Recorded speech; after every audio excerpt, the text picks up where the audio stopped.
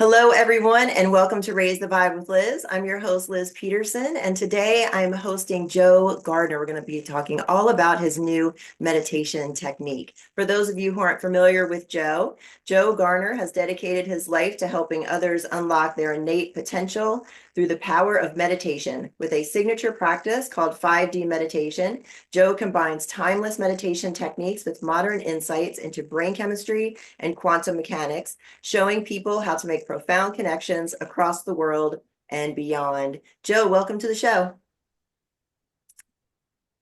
Thanks for having me, Liz. Really appreciate you inviting me on today.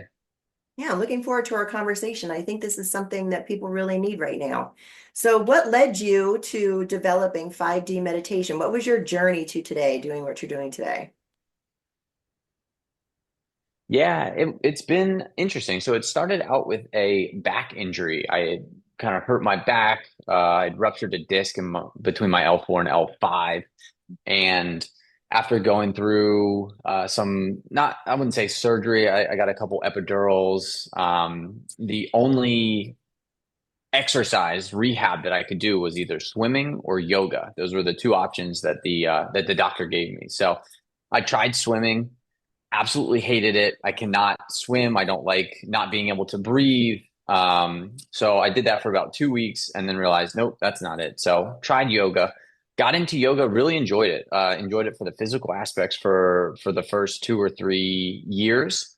And then I started realizing that at the end of my yoga practice, I was going into these deep, deep, deep meditations. When we were in corpse pose, when we were at the end of the exercise, I would have these like amazing insights about what I could be doing at work or my personal life, or they just started flowing to me.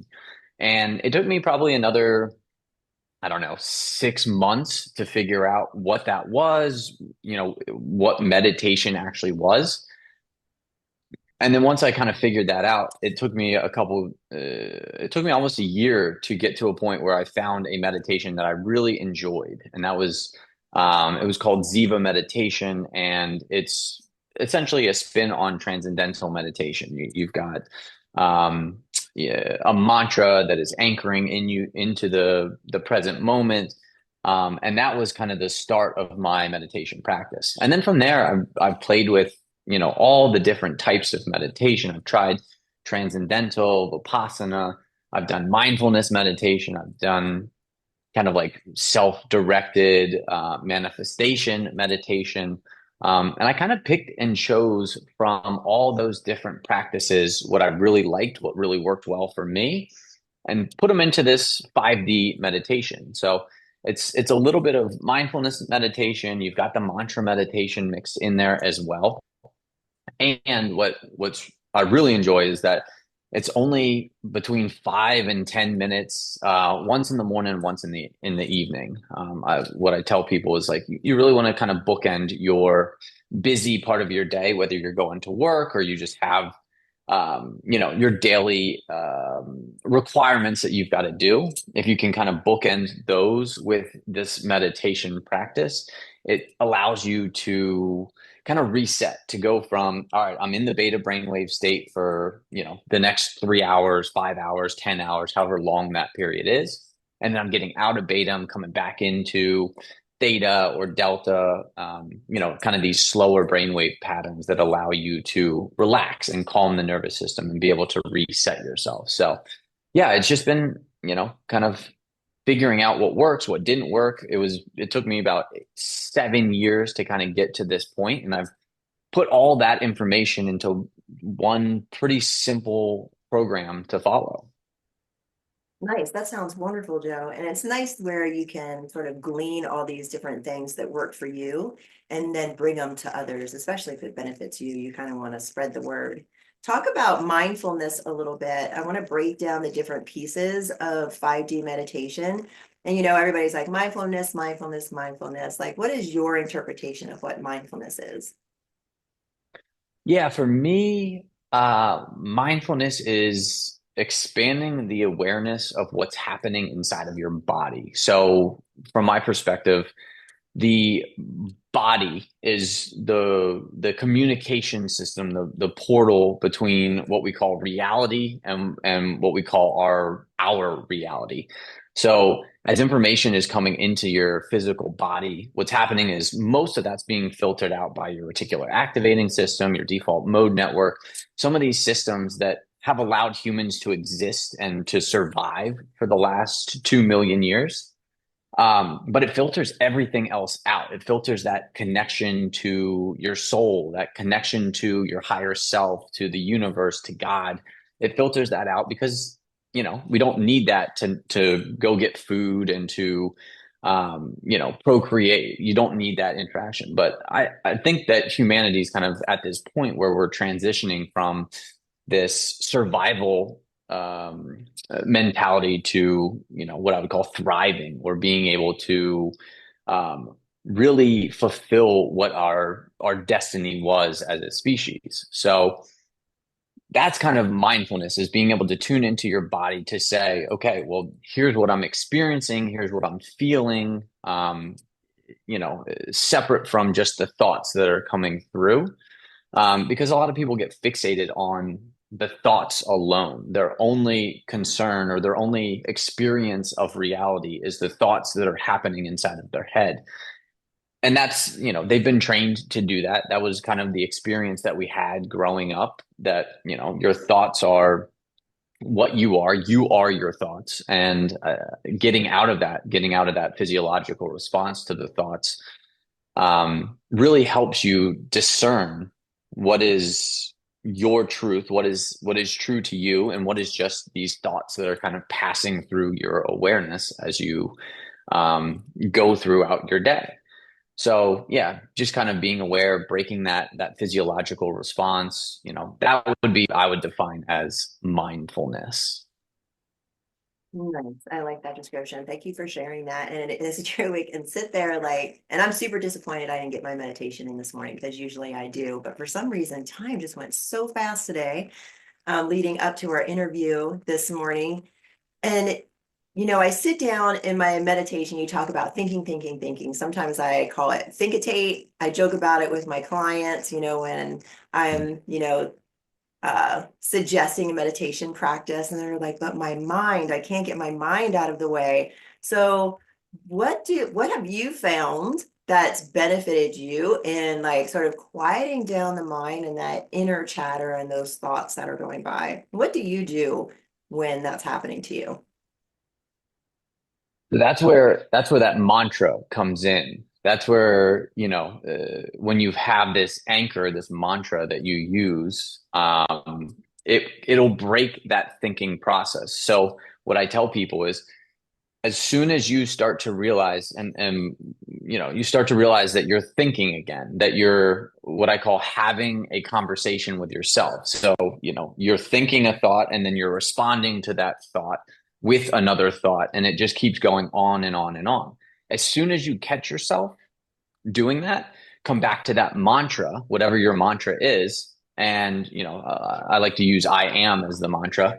And that breaks that pattern. So now you're able to notice that you were thinking. Again, don't judge it. It's not like it was a bad thing. You've been designed to have these thoughts, these trains of thoughts forever. So, especially in the beginning of your practice, like there should be no negative thoughts like, oh shoot, I was thinking again, like, back to the drawing board. It's like, no, that's good that you're noticing those thoughts. Then you come back to that mantra, I am, and then you just let that thought go. So instead of thinking, okay, I need to not think any thoughts, it's like, have a thought, notice that you had the thought, and then let that thought go. And building, again, you're rewiring your brain. You're breaking that neurological response that you've been having for weeks, months, years, your entire lifetime. And as you break that, it becomes easier and easier and easier to not have those thoughts. But getting started, and I was the same way. 7, 8 years ago, I didn't even know what it meant to sit down and not think about things. And the only way that I was able to do that was if I turned on a movie or I had like a television show that was going that was the only time that I didn't have thoughts. And even then, I would catch myself, oh, shoot, I've missed 10 minutes of the movie. I don't even know what just happened in those last 10 minutes because I've just been thinking about whatever I was thinking about at that moment. So again, you know, it's a practice. It takes a little bit of time to kind of get that. But when you have these um, mechanisms like a mantra to help you break that physiological response, it does become a little bit easier. It makes for a much better process than just thinking that you just are going to constantly be having the thoughts over and over. And again, if you believe that you can't stop thinking, well then that's what's going to happen to you. That's what your reality is going to become. So breaking that habit of always saying I'm always thinking might be that first step as well. Yeah, because then you're attached to I'm always thinking. You're thinking about thinking. Right. Yeah, then your reticular activating system is going to be looking for thoughts because you're telling it, I always need to be thinking. And then it's just there's never going to be this pause inside of your brain where there is that space between the thoughts. And again, thinking isn't the problem. It's just the incessant thinking and never taking time to step back, pull back just a little bit so that you can see, are these thoughts helpful? Is this thought moving me towards a better version of myself or my goals in life? Or is this thought just something that popped into my head because of a past trauma, something I've experienced before, an old memory that was never processed, these emotions that get stuck inside of us and aren't able to move through? That is what we want to try to kind of separate that from like the thoughts that are, okay, this next goal in my life, here are the three opportunities for me to achieve that goal in my life. I like that. And I like that you're pointing to, like, if you're having these thoughts, you know, get inquisitive, like use self-inquiry, excuse me, use self-inquiry to discover, like, what is the thought? Is there a trauma here? Is there a belief system? So how do you work with self-inquiry with yourself? And how do you bring that into 5D meditation, or do you bring it into 5D meditation practice? Yeah, yeah. Usually, if you're just getting into 5D meditation, again, the guided practice is kind of a self-directed practice. So at that level, there's really, it's up to you to decide how you're going to navigate those waters. If you step up into the next level, I use guided meditations to help people kind of break that pattern to really understand um, the positive effects of meditation. So if that's your goal, if you want to like hyper accelerate your meditation practice, joining that network, joining that group is very effective because we use a guided meditation that gets you into a deep meditative state. You're getting into the theta brainwave state, maybe even into the alpha brainwave state. And then I'm kind of guiding you through an exercise or two that's going to open up your subconscious mind, bring your subconscious mind out into the conscious arena so that you can figure out, okay, where am I blocked? Where's the tension coming from? Where am I experiencing every time, I say that I'm going to do something and then I don't do something, there's something that's blocking you from doing that thing. You either a fear, a doubt, a belief that you're not good enough, that you're not capable enough, that you don't have the right information. So being guided into a place where you can become aware of that is very, very helpful. So that's how, I help people do that. In my personal practice, it's become second nature at this point. Like as I'm having the thoughts, I can kind of hone in on, oh, where did that thought come from? And then I'll follow it down kind of through this maze to get to the root of that thought, that belief, that problem.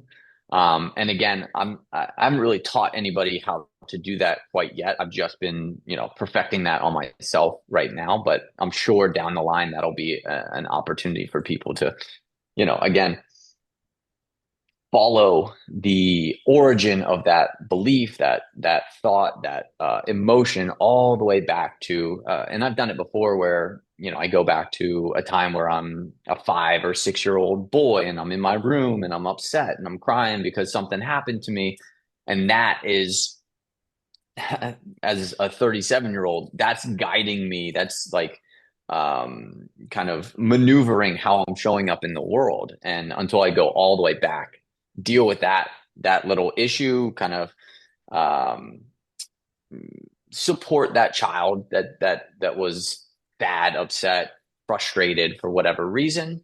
That has that ripple effect that comes back to the now, and then I can move past that. I don't have to live with that trauma, that kind of like pattern that I've been living with for 25, 30, 35 years.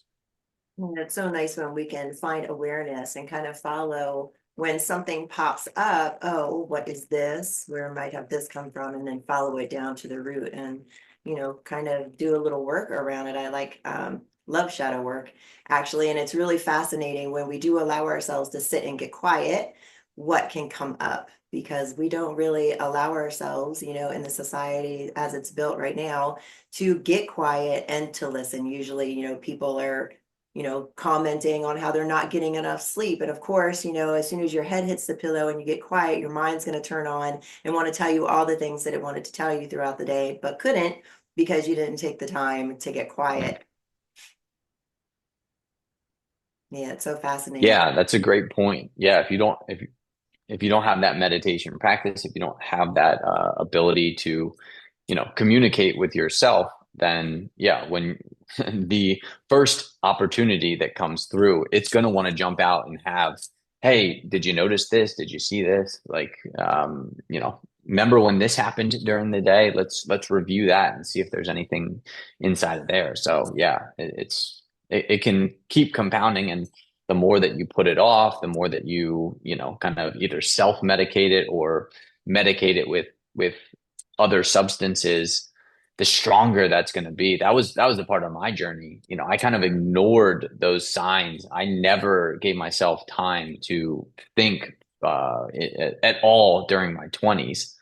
And it got to a point where my higher self, my subconscious mind was literally just shaking, rattling, just ready to have a communication, build this communication with me. It kind of manifested in that back injury was kind of the first start. There were a number of other experiences that kind of led up to that. And then, with that back injury, I was out for 3 months. Like I didn't have to think, I didn't have to go anywhere, I didn't have to do anything. And that was like eye-opening for me, to have that much time to be able to really think, okay, what am I doing with my life? Like, am I creating what I want to be creating? Is this the direction that I want to be going in? Um, so yeah, again, I always tell people, if you're ignoring the signs, they're going to get louder and louder and louder and louder until eventually you just can't ignore them anymore.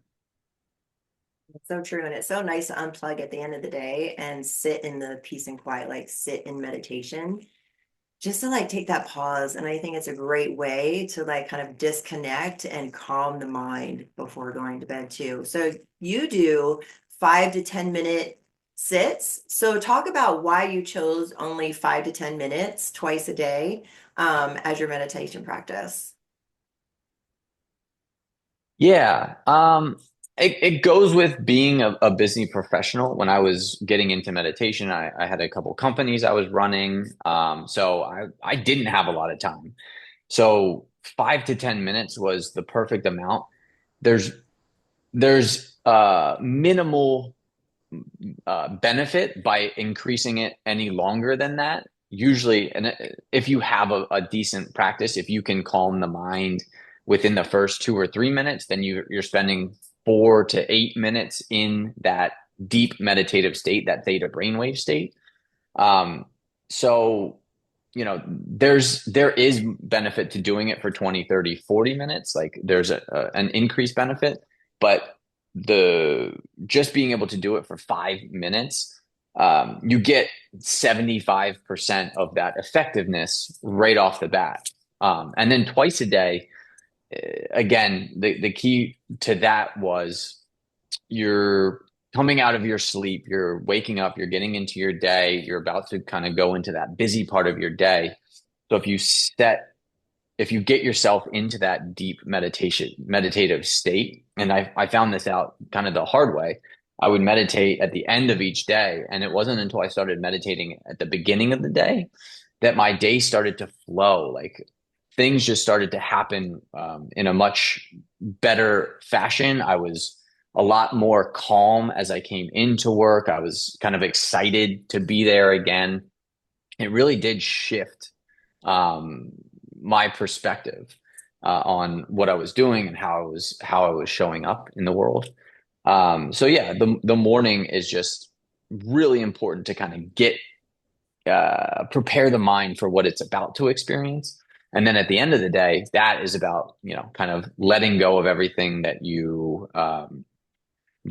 had to do during the day, noticing where maybe because you were so busy, you missed an opportunity or you didn't see something that was happening right in front of you because you were so focused on the email that you have to get out, the presentation that you have, the deadline that's looming tomorrow morning. You were so focused on that you didn't see the like five opportunities to better yourself, to maybe try a different route than you've tried for the last couple of months or year. So kind of noticing that, and then again preparing for bedtime. I mean that's a key aspect of that second meditation at the end of the day. You're allowing your mind to decompress, get out of the way, and then boom, when your head hits the pillow, you're ready for bed. You're ready to go deeper into meditation because that's what sleep is. When you get into that deep theta brainwave state, it's the exact same state as your REM cycle sleep. So, it's almost as if you're getting another cycle of sleep if you can get into that deep meditative state. And then the deepest one, when you get all the way into gamma, which is like deep restful sleep, um, that is kind of, if you can get 3 or 4 of those cycles while you're sleeping, so you're not waking up in the middle of the night, you can go through two, 3 or 4 of those cycles every single night. You're going to wake up so much better, so much more refreshed, so much more ready to tackle whatever you have for that day. And if you can start your day like that, come into a meditation, things will start to change very, very quickly, especially if you're so used to being in that fight or flight state, to, being in that, I don't have time to do anything. I don't have time to even think about anything. And again, we're all at different points in our lives. We're all here to experience different things. Some people are here to experience that just craziness of life for 3, 5, 10, 15 years. Um, but if you're ready to be done with that, I mean, meditation is by far in my perspective, the best way to kind of get out of that rat race, to get out of the, um, uh, neural pathways that you've been strengthening for however long that's been. Yeah, how do we get out of those? Because you've mentioned this a couple times, the patterns that we find ourselves in and the neural pathways. Like, if we're thinking about starting a meditation practice, how do we break the patterns to fit it into our lives? Because people can look at their schedule and they're like, oh, I don't know where to put it, or when am I going to do this? Or, oh, it's already, 5 o'clock and I haven't done anything today. How do people work it into like a new pattern for themselves? I guess that might be a better word. Yeah, so it's just like any other, new pattern that you're trying to learn. Like you have to build it into your day. What I highly recommend people doing is actually put it into your whatever you use to keep track of your day. So whether that's your calendar, your phone, whatever you're checking to know, okay, what am I going to do today?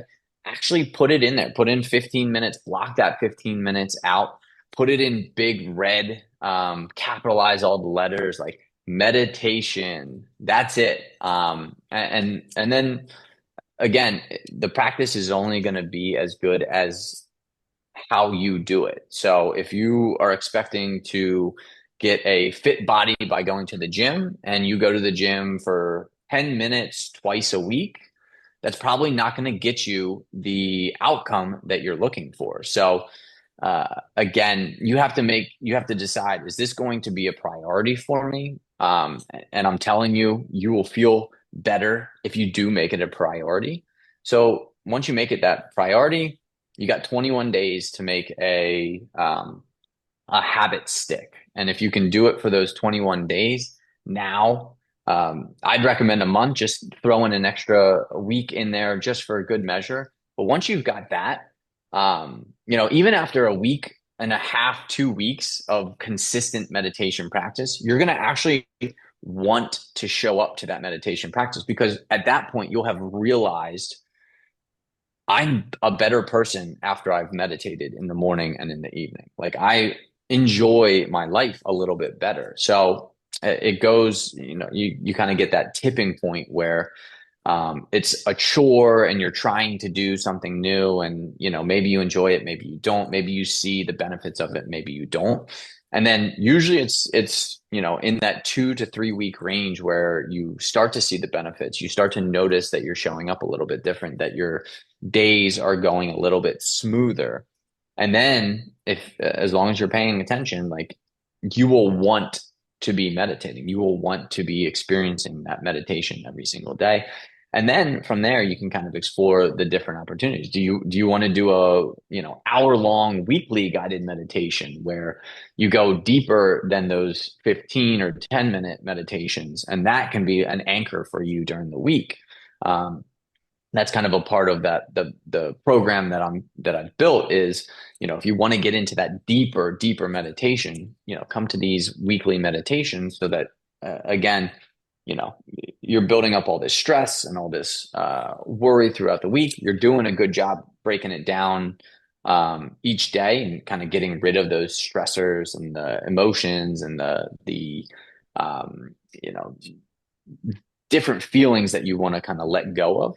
But if you can really take an hour of your time to make that meditation practice, get deeper into that meditation practice. And again, it's guided. So you have an opportunity to really let go. When you're listening to my voice, when you're listening to somebody's voice as they guide you into a meditation, I don't know if you do guided meditations or anything like that, but if you're listening to somebody, your mind is already focused on something that isn't your thoughts. So it helps you to kind of get to that point where, eventually, and the goal for all of my services are, I want to get people to a place where they can do it on their own, where they don't need me. They don't have to, um, be guided in these meditations, that they can do it on their own. They can access their own intuition all by themselves without any help from anybody else. And I think that's where we're moving towards as a species, that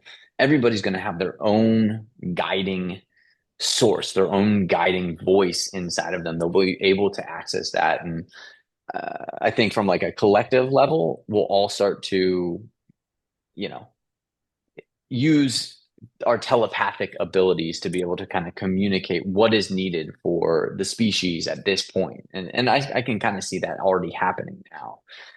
But it's going to continue to evolve more and more and more, especially as people, again, just get into this simple meditation practice, tune into what they're actually experiencing, tune into their body, which is picking up on millions of bits of information every second all around us. It's not just from the physical reality, it's from our non-physical reality as well, what we could call parallel parallel lives, parallel universes. This is some of the stuff that we're starting to pick up on, and I know that's kind of getting a little bit out there, but it truly is the future of our species, of the world, of what we're here to kind of create. You're totally reading me right now. It is overwhelming right now in the world, that's for sure. And like you were saying, like doing the guided meditation that you have, it's a great introduction to a meditation practice. That's actually how I started years ago, was doing guided meditations. And then I would have my children, we would have this time before bed where we all jumped in bed together and did prayers Mm, and, talked about the day and stuff like that. And I put on a meditation. It was one of my, one of the favorite things, especially for my youngest, to sit and listen to the meditation before going to mm. bed. And lots of people offer it. And it, like I said, it's a great introduction to meditation. And then, then you grow from there. I believe that, looking at myself and my own meditation journey, like it was a opening into and kind of that following the intuition, like you were saying, into that next thing, that next learning that I was going to have as far as my meditation practice went. You've mentioned a couple times the different brave wave, brain wave states. So talk a little bit about beta, delta, gamma, what those are and what the benefits of being in those states, in addition to like the benefits of the meditation practice, especially like with everything that everybody's struggling with right now. I think that's a good thing to kind of land on. Yeah, yeah, exactly. So there's uh, it goes from alpha through gamma. Those are kind of the brainwave frequencies. Again, a lot of it correlates to just your overall state of being. Um, so the waking state, the beta brainwave state, which is, I believe it's 16 to 30 hertz, if I'm not mistaken.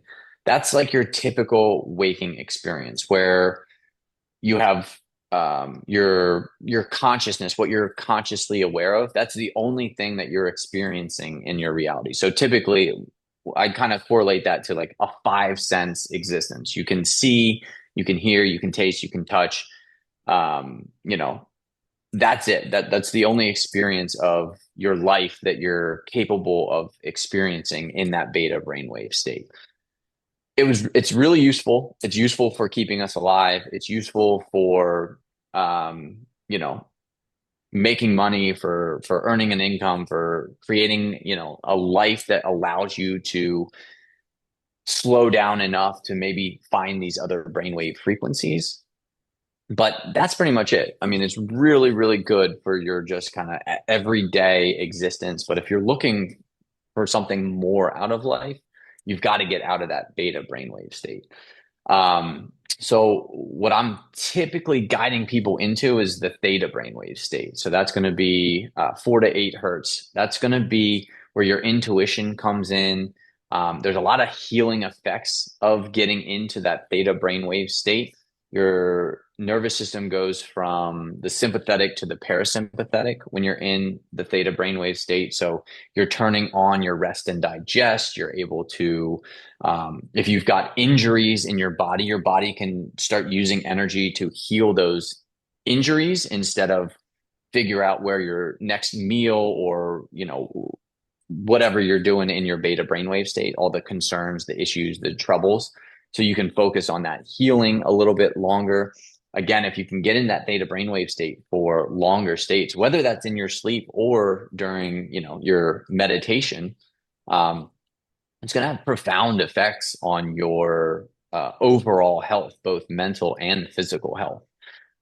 Because again, you're processing the subconscious thoughts. You're allowing them to process, move through you, so that you're not hanging on to them and they're not fighting for your attention.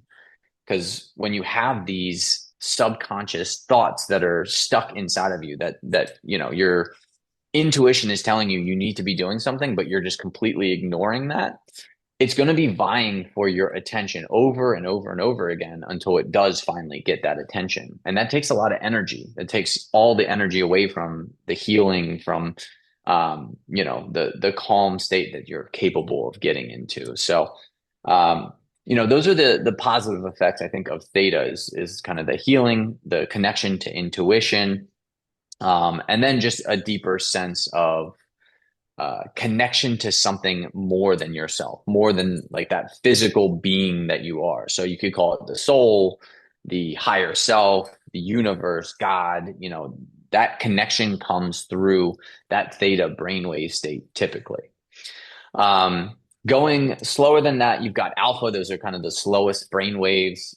Those are going to be like your deep rest, almost an unconscious experience. You typically, when you're in alpha, like you have lost consciousness, i.e., you're either asleep or you're in a kind of uh, a meditative state where you are just not aware of yourself anymore. So those are, you're typically not getting into that kind of state Alpha or delta? as much. Alpha. Okay. No, I'm sorry, delta. You're right. Delta is that slowest one, the deepest one. And then alpha is going to be between beta and theta, which is going to be kind of like that. Super in the zone focused, fully attentive to one specific task. And that's where that kind of like flow state comes in. It's right between theta and alpha. And that is, a really powerful place if you're a business leader, somebody who's kind of, at the helm of an organization to get into that flow state, that alpha state, to execute what you need to execute, to know and make decisions with total clarity. That is a very powerful state to kind of be in. And yeah, the last one is gamma. That's kind of like the fastest one. That past beta. Um, a lot of times you're really not getting into gamma during a meditation. They kind of say that in that gamma state, that's where the masters kind of the meditation masters, these spiritual masters spend a lot of time in that gamma where they can almost bend reality. Like they're creating reality alongside of the physical aspect of it when you're in that gamma state, in that gamma brainwave state. So again, I typically don't talk about too much of the gamma brainwave state. Again, mostly dealing with the theta, alpha, and then beta is kind of like your waking state. But it's it's really powerful. I'm not a master on it. I haven't gone to school for it or anything like that. But there's so much information out there about these different brainwave states, how to get into them, how to use them for your benefit. And that's what I teach. I teach some of that as far as like the theta and alpha and how to get into that state and remain in that state because it's great to get into it for 2 or 3 minutes, but if you want sustained, you've got to be able to have control of your thoughts to be able to be in that calm parasympathetic nervous system. Those are kind of the keys to sustained use of these altered states, and that's kind of like the common term in the science realm is these altered states of consciousness outside of the beta brainwave state. They consider like a theta, an alpha, delta, gamma as these altered states of consciousness, altered states of awareness, which weren't very common for a long time in human history. And now they seem to be pretty common. Like, I don't think there's anybody that's alive on the planet right now that isn't capable if they put in the work to getting into these altered states of consciousness where again you can bend reality, you can create your own reality, you can once you've kind of cleared the nervous system, now you come into the manifestation part of meditation, which is really really powerful and kind of for me manifestation without that intuition is not as useful. Like if from my perspective, if and I teach people how to kind of do that manifestation practice. Um, but if you're manifesting something, a sports car, a big house, something along those lines, and your intuition isn't telling you that's what you need to be the best version of yourself, or that's your soul path is to um, have a red sports car, then you're just kind of manifesting things into reality that may or may not be benefiting you, your family, the rest of humanity. But if we can all be creating this reality with our intuition involved in that process where, the higher realms are telling us, here's how we could be moving towards this paradise, this heaven on earth, this experience where we're all connected and living a purposeful life, well, you're kind of going against the natural flow of the universe because this is where we're moving towards in at this time in this space, this part of space.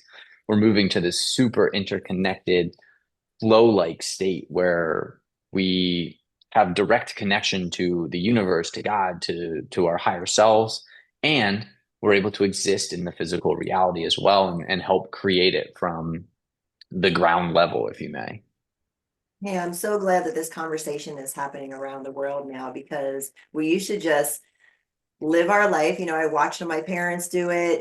They had their schedule, they had their daily grind, taking care of the kids, all this other stuff. And it was just kind of like rote. And um, now we find ourselves, we have this information, we have these practices, it's opening up our conscious, we're being able to tap into or become conscious of, this flow state that we can find ourselves in, like this I, yeah, it's just this conscious state of being aware of what the possibilities are for us, what our connections are, that it's more than just, that old paradigm that, we grew up with. It's, definitely, like you said, Joe, stepping into the new and realizing that we have these practices to be able to take us to the next level, to be able to tap into our intuition, to be in flow state, to be in co-creation. Talk a little bit about that manifestation piece where, meditation can help us get to the flow state. Yeah, so manifestation, I mean, is all but proven science at this point. Going back to the reticular activating system, the part of your brain that allows the information that you're going to become conscious of into your consciousness. If you tell the reticular activating system that I'm looking for X, Y, and Z, it's going to start sending you information about how to get X, Y, and Z. It's going to start bringing to your conscious awareness the pathway that can lead you to that X, Y, and Z experience or item, whatever that is. So you're just training your brain to find the things that get you to where you want to be, and that's where kind of that mindfulness awareness is going to come in. If you're constantly thinking, your reticular activating system is not going to be able to do that. So what you've got to do is slow down the mind, get into that meditative state so that you can allow yourself, your reticular activating system, your default mode network to have the space, have the energy, have the time to show you what is possible. Again, if you're just constantly thinking, there's not going to be any space in there for it to, even if it does find that thing, an opportunity, a pathway for you. Even if it does find that, it's not going to get into your consciousness because you're just on this constant thought treadmill. You're just thought after thought after thought. So getting off that treadmill is kind of the first step to it. That's how you start to build your manifestation practices. And then again, from there, knowing what to manifest is the next step. So, what do you truly want in your life? And until you're able to kind of tune into your heart to build this connection with your intuition, you're just kind of guessing and trying. And maybe you go down a road and you think it's the right one. And then all of a sudden you find out, nope, that wasn't the right one. So you got to kind of go back. But if you can manifest with that intuitive ability, that's going to unlock things for you faster. It allows you in one single lifetime to experience all these different lessons that you can experience from like a soul level. So instead of one lifetime being about 2 or 3 or 5 lessons, what seems to be happening is humans are coming in and they're learning lesson after lesson after lesson, going through that death and rebirth process over and over and over again, sometimes 5, 10, 15, 20 times in one lifetime, so that they can experience just profound growth at that soul level, at that higher level of their understanding. Um, so yeah, as far as like the manifestation goes, it's basically proven science. It's you can you can focus your energy on anything in the world and it can become yours at any time. The key is quieting that mind, being able to actually tune into your body when it's saying, "Hey, here's an opportunity right here," and then taking action on it. Because manifestation without action is just dreams. So until you're able to actually take action on those intuitive hits, on those ideas, those connections, those opportunities that are being presented to yourself, again, it's just going to be this dream inside of your head. And I deal with that all the time. I have these huge visions and I can feel myself, kind of leading a large organization and a group of people and experiencing that, like I experience it in the internal world. But for uh, several months, I was just not taking action. I was taking just tiny little actions that I felt were very safe, that were okay, that I can dip my toe in this water instead of diving in, not necessarily head first. It's probably not the best to just quit everything and say, I'm going all in on this one thing. And if it works, it works. If it doesn't, then I'm bankrupt. But you got to you got to take a little bit more action than just the bare absolute minimum if you're going to bring it into your physical reality. And it's interesting. I think this is kind of some of the lessons that humans are experiencing is how do you have this awareness and vision of this future that is coming into existence and still live in a world where it's not actually in existence? How can you balance those two realities? And it's a really cool lesson. It's a part of our experience on how do we all create reality? How do we all have an effect on reality? And again, I think the more that we're able to tune into our heart, the more that we're able to hear those intuitive messages, those voices that are inside of us, the better the outcome is going to be. Yeah, thank you, Joe. Yeah, great things to point out too, listening to your heart, following your intuition, and then taking those action steps. I think those action steps are so important in, the development because I find in my life that the universe gives me these little tidbits, these little breadcrumbs, and I just keep on following them, and holding that vision in my mind, but it's definitely taking the action because it's not going to happen if you're just sitting on the couch watching Netflix all the time. You have to take you have to take that action. Do you have any personal stories or other stories about transformation through 5D meditation? Yeah, so I've got one client right now. She's been doing the practice. She's in the intuition accelerator right now, and she started about a month ago. Wasn't really sure why she was getting into it. She just kind of had this calling that she needed to be doing this. And after 1 month of going through that intuition accelerator, she's kind of turned around her career. She's a real estate agent. She wasn't really getting any leads. All of a sudden, she's got 3 closings in the next couple of weeks. Um, She's an artist as well. So she's been spending a lot of time. She's kind of been neglecting her art because she was so concerned about the money coming in. Now she's really focused on her art and she wants to explore how maybe that can be more of her income versus, solely relying on her career.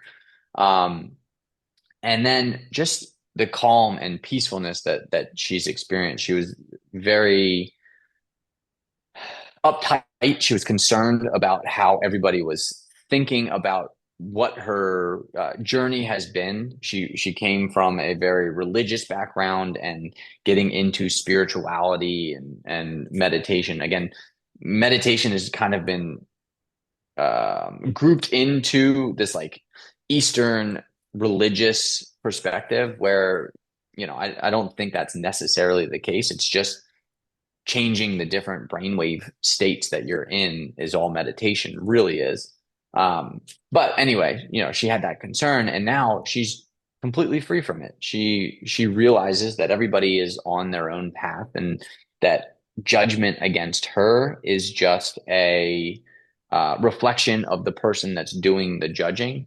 And she's been able to kind of let go of all that tension in her life around what are people going to think or how are people going to react to this change in my life. And I've experienced that personally as well, coming from a very traditional built business. This was I was going to get a family, going to buy the house, going to do all the things that we're told we're supposed to do, and then all of a sudden I said, no, I don't want any of that. And I kind of left and traveled the world for a year and figured out what I really actually wanted to do with my life. And then came into, now I'm on this path with meditation, manifestation, really helping.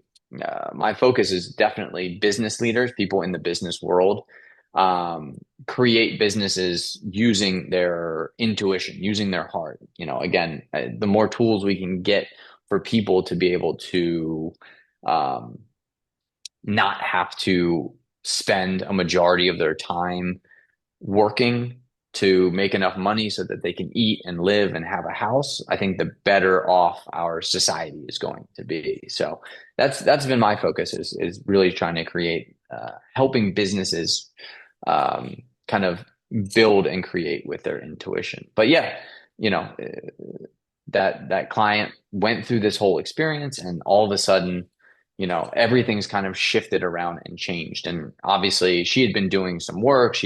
This wasn't her first experience in meditation, so she had a little bit of a background in that and some spiritual background and kind of had a little bit of an understanding of what she wanted to get out of it. But within 1 month, I mean, just leaps and bounds different from where she started to where she is right now. That's great. Great story. Thanks for that share, Joe. And for people who are at home and they're like, oh, I want to create some change in my life. I need to make these shifts. How can meditation benefit me? You're offering a gift to our listeners today. You want to share that? Yeah, so I'm offering 50% off of any of my group classes. So I've got a kind of self-directed meditation course called Intro to 5D Meditation.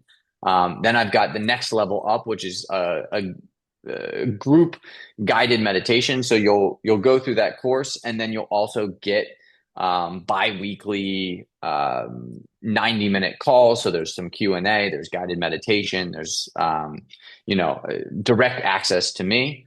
And then also on that intuition accelerator. So, you get 50% off, and I've got code Liz50 to take advantage of that. If you go to my website, joegarner.net, you can check out all the offerings that I have. Again, at checkout, it's Liz, Liz 50, and you'll get that 50% discount on any of those opportunities. That's awesome, Joe. Thank you so much for that offer. Really appreciate that. And your website again was joegarner.net, you said? Correct. Yeah, joegarner.net. Great, perfect. And then I always ask my guests one last question. What is a jewel of wisdom that you would like to leave our listeners with today? That's a great question. I love when guests or when hosts ask that. So, um, for me, it really is. All the answers are inside of you. We've been trained to look outside for answers for anything that we're going through. But if we can calm the mind, if we quiet the mind and truly listen to our heart, truly listen to those, messages that are coming through, from my experience and from many other people's experience, those lead to the best outcomes possible, outcomes that you can't even imagine that it's not even in your awareness what is possible. So again, tuning in to that internal message inside of you leads to just the best pathways in life possible. Awesome, Joe. I love that, Jewel. Thank you so much for sharing that. And thank you so Of much for course. being on Raise the Vibe with Liz. It's been a pleasure to host you. Thank you. Thanks for having me on today, Liz. I really appreciate it. Awesome. Thank you so much. And thank you everyone for joining us. Again, I'm Liz Peterson and this is Raise the Vibe with Liz. And you can find me on all social media platforms and my website, raisethevibewithliz.com. Thank you everybody and have a great day. Remember to get out there and raise the vibe. Bye everyone.